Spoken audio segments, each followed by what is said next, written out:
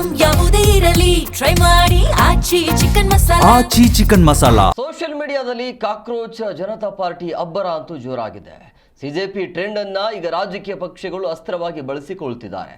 ಈ ಬಗ್ಗೆ ಪರ ವಿರೋಧ ವ್ಯಕ್ತವಾಗ್ತಾ ಇದೆ. ನಮ್ಮ ರಾಜಕೀಯ ನಾಯಕರು ಕೂಡ ಇದ್ರ ಬಗ್ಗೆ ಮಾತನಾಡಿದ್ದಾರೆ. ಏನು ಹೇಳಿದ್ದಾರೆ ಕೇಳೋಣ ಬನ್ನಿ. ಕಾಕ್ರೋಚ್ ಜನತಾ ಪಾರ್ಟಿ ಅಂತ ಅಲ್ವಾ, ಒಂದು ಕೆಲಸ ಮಾಡಲಿ, ಅವ್ರಿಗೆ ಹೊಸದಾಗೆ ಪಾರ್ಟಿ ಕಟ್ಟಿ ಅಂತಕ್ಕಂಥದ್ದನ್ನ ನಾನು ಅವ್ರ ಮೇಲೆ ಒತ್ತಡ ಹಾಕಕ್ಕೆ ಹೋಗಲ್ಲ. ಯಾಕೆಂದರೆ ಪಾರ್ಟಿ ಕಟ್ಟೋದು ಸುಲಭ ಅಲ್ಲ. ಅದು ಮಾನ್ಯ ಮುಖ್ಯಮಂತ್ರಿಗಳು ಕೇಳಿದ್ರು ಕೂಡ ಬಹುಶಃ ಅವರೇ ಉತ್ತರ ಕೊಡ್ತಾರೆ. ಅದಕ್ಕೆ ಪಾರ್ಟಿ ಕಟ್ಟಿ ಚುನಾವಣೆ ಟೈಮಲ್ಲಿ ಅದನ್ನು ಬಿಟ್ಟು ಹೋಗಿ ಇನ್ನೊಂದು ಪಾರ್ಟಿಗೆ ಜಾಯ್ನ್ ಆದಂಥದ್ದು ಮಾನ್ಯ ಮುಖ್ಯಮಂತ್ರಿಗಳು. ಪಾಪ ಅವ್ರ ಬಗ್ಗೆ ಈಗ ಚರ್ಚೆ ಬೇಡ.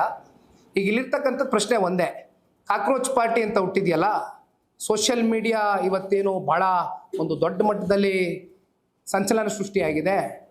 ಹೆಂಗಿದ್ರು INDI ಮಿತ್ರಕೂಟದಿಂದ ಆಚೆ ಬಂದಾಯಿತು, ಹೊರಗಡೆ ಬಂದಾಯಿತು, ಹೆಜ್ಜೆ ಇಟ್ಟಾಯಿತು. ಅಲ್ಲೆಲ್ಲೋ ತಮಿಳ್ನಾಡಿನಲ್ಲಿ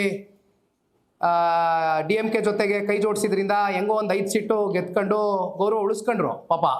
ಈಗ ಕೊನೆಗೆ ಅವ್ರಿಗೂ ಚೂರಿ ಚುಚ್ಚಿ ಅಲ್ಲಿ TVK ಜೊತೆ ಸೇರ್ಕೊಂಡಾಯಿತು. ಅದರಿಂದ ಹೊರಗಡೆ ಹಾಕಾಯ್ತು ಅವ್ರನ್ನ, ಹೌದಲ್ವಾ? ಒಂದು ಕೆಲಸ ಮಾಡೋಣ, ಪ್ರಾದೇಶಿಕ ಪಕ್ಷ ಕಟ್ಟಿ ಅಂತ ಆ ಒತ್ತಡಕ್ಕೆ ನಾನು DCM ಅವ್ರನ್ನ ಸಿಕ್ಸೋದಿಲ್ಲ.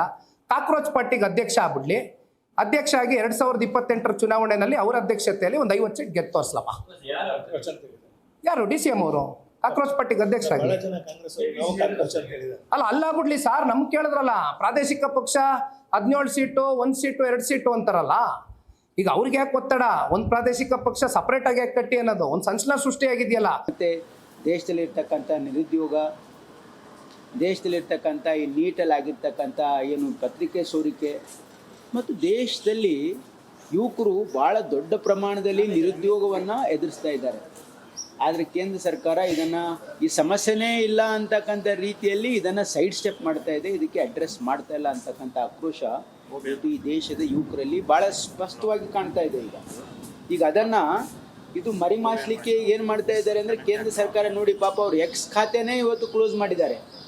ಅಂದರೆ ಕೇಂದ್ರ ಸರ್ಕಾರ ಪಾರ್ಟಿಯ ಏನು ಜನಪ್ರಿಯತೆ ಇದೆಯಲ್ಲ, ಅಂದರೆ ಯುವಕರ ಆಕ್ರೋಶ ಇದೆಯಲ್ಲ, ಅದಕ್ಕೆ ಹತ್ತಿಕ್ಕತಕ್ಕಂಥ ಪ್ರಯತ್ನ ಮಾಡ್ತಾ ಇದೆ. ಇದು ಬಹಳ ಸ್ಪಷ್ಟವಾಗಿ ಮೋದಿ ಸರ್ಕಾರದ ವಿರುದ್ಧ ಇವತ್ತು ಈ ದೇಶದ